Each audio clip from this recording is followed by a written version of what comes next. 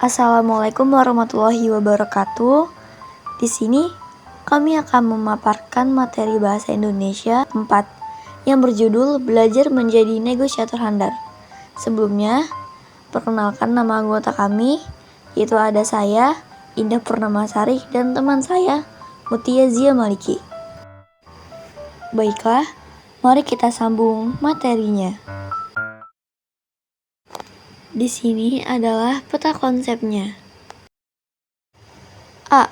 Kritis mengevaluasi teks negosiasi. Negosiasi merupakan bentuk interaksi sosial yang dilakukan dua pihak atau lebih guna mencapai kesepakatan yang saling menguntungkan. Menurut KBBI, negosiasi adalah proses tawar-menawar dengan jalan berunding untuk memberi atau menerima guna mencapai kesepakatan bersama antara satu pihak dengan lainnya. Yang pertama ada memahami teks negosiasi. Teks negosiasi merupakan bentuk tulisan dari kegiatan negosiasi. Salah satu ciri teks negosiasi terdapat kalimat persuasif. Selain ciri tersebut, berikut ini ciri-ciri teks negosiasi. A. Berisi dialog antara pihak yang akan melakukan negosiasi. B. Dilakukan secara lisan, tulisan, atau gabungan keduanya. C. Bertujuan untuk mencapai suatu kesepakatan. D. Merupakan bentuk komunikasi aktif. E. Dilakukan secara langsung dengan tatap muka atau dilakukan tidak langsung melalui telepon, pesan, dan sebagainya. Lalu yang terakhir, F. Biasanya mengarah pada keuntungan bagi dua belah pihak yang bernegosiasi. 2. Memahami faktor keberhasilan negosiasi. Ada faktor-faktor yang menentukan agar kesepakatan kedua belah pihak tercapai. Berikut ini faktor yang menentukan keberhasilan negosiasi. A. Kesediaan semua pihak untuk berkompromi dengan pihak lain. Kesediaan semua pihak menjadi titik awal bagaimana negosiasi bisa dilaksanakan. B. Tidak ada pihak yang dirugikan.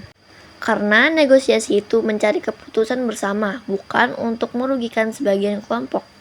C. Kesepakatan yang dicapai bersifat praktis dan dapat dilakukan. Artinya bukan keputusan yang mustahil untuk dapat dilaksanakan kedua belah pihak. D. Alasan yang disertakan mampu mempengaruhi pihak lain. Tanpa argumentasi, maka negosiasi dipastikan tidak akan berhasil, karena tidak dapat memengaruhi lawan negosiasi. B. Menilai dan membandingkan isi teks. Yang pertama, membandingkan informasi teks deskripsi dan negosiasi. A. Teks deskripsi perusahaan. Teks deskripsi digunakan untuk menggambarkan atau memberikan sesuatu hal. Teks ini berisi rangkaian paragraf yang membahas objek atau tempat. B. Teks penawaran perusahaan. Surat atau teks penawaran perusahaan isinya tentang penawaran kerjasama antara pengirim atau penerima surat.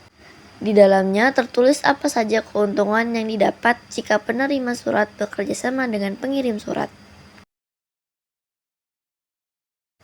Yang kedua, memahami struktur teks negosiasi. Yang pertama ada orientasi. Orientasi ialah pembuka berupa salam perkenalan atau sapaan. Yang kedua ada pengajuan. Pengajuan ialah maksud dan tujuan bernegosiasi. Selanjutnya ada penawaran. Penawaran ialah proses tawar-menawar pihak satu dengan pihak lain. Yang keempat ada persetujuan. Persetujuan yaitu terjadinya kesepakatan. Dan yang kelima, yang terakhir adalah penutup. Penutup itu ialah proses berakhirnya sebuah percakapan. Berikut kami lampirkan juga contoh teks negosiasi.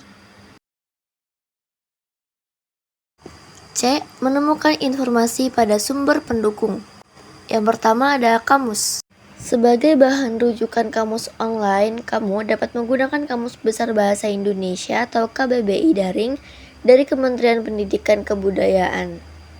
Cara membuka KBBI sangat mudah.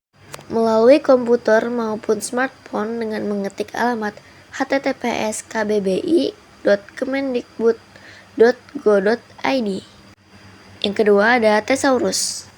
Thesaurus memuat kata atau sekelompok kata yang saling berkaitan. Thesaurus juga dapat ditemukan secara daring. Thesaurus tematis bahasa Indonesia daring ini merupakan hasil pengalihan dari berbasis kertas ke berbasis internet. Lalu yang ketiga ada ensiklopedia. Selain menggunakan kamus dan thesaurus, kamu dapat menggunakan ensiklopedia untuk mencari informasi atau penjelasan makna kata tertentu. Ensiklopedia adalah suatu daftar objek yang disertai keterangan-keterangan tentang definisi, latar belakang, dan data biografisnya disusun secara alfabetis dan sistematis. Ensiklopedia penjelasannya lebih lengkap daripada kamus. Ensiklopedia sudah dikelompokkan berdasarkan bidang masing-masing. Setiap bidang ada kategori yang lebih spesifik. D. Kaidah kebahasaan teks negosiasi. Berikut ini kaidah kebahasaan teks negosiasi. Yang pertama ada kalimat langsung.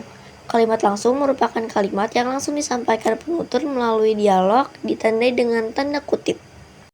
Yang kedua, menggunakan kalimat berita, kalimat tanya, dan kalimat perintah. Kalimat berita atau deklaratif yaitu pernyataan yang memiliki fungsi untuk memberikan informasi maupun berita mengenai satu hal. Kalimat tanya atau integratif yaitu kalimat yang dibentuk untuk mendapatkan jawaban. Kalimat perintah atau kalimat imperatatif yaitu kalimat yang bertujuan memberikan perintah atau permintaan untuk melakukan sesuatu. Yang ketiga, menggunakan kalimat yang menyatakan keinginan atau harapan. Keempat, menggunakan kalimat bersyarat. Ketika ingin mencapai kesepakatan terdapat sejumlah syarat yang diajukan oleh kedua belah pihak. Yang kelima, menggunakan konjungsi penyebab kausalitas untuk memperkuat argumen saat bernegosiasi. Yang keenam, kesantunan bahasa.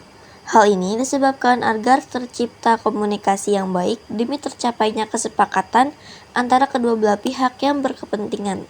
Yang ketujuh atau yang terakhir ialah kalimat efektif. Kalimat efektif yaitu bertujuan supaya informasi yang disampaikan dapat diterima dengan mudah dan tepat. 2. Mempresentasikan teks negosiasi. Gestur atau bahasa tubuh dalam presentasi virtual perlu diperhatikan. Untuk menampilkan gestur yang tepat dan efektif dalam presentasi virtual, cermati beberapa hal berikut ini. Yang pertama, penampilan. Penampilan dan pakaian yang dikenakan menjadi impresi pertama audiens terhadap kita. Yang kedua, postur, yaitu menjaga punggung tetap tegak selama presentasi virtual. Yang ketiga, kontak mata, yaitu salah satu dasar bahasa tubuh. Keempat, ada ekspedisi wajah, yaitu menjadi penentu dari makna di balik pesan yang akan disampaikan. Yang kelima, gestur tangan, yaitu berbicara dengan menggunakan gerakan tangan adalah cara untuk menunjukkan kegembiraan dan antusiasme.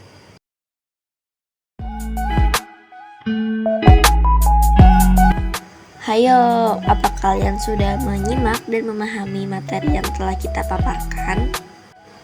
Nah, kalau gitu, silakan jawab 5 pertanyaan yang sudah kita berikan. Terima kasih.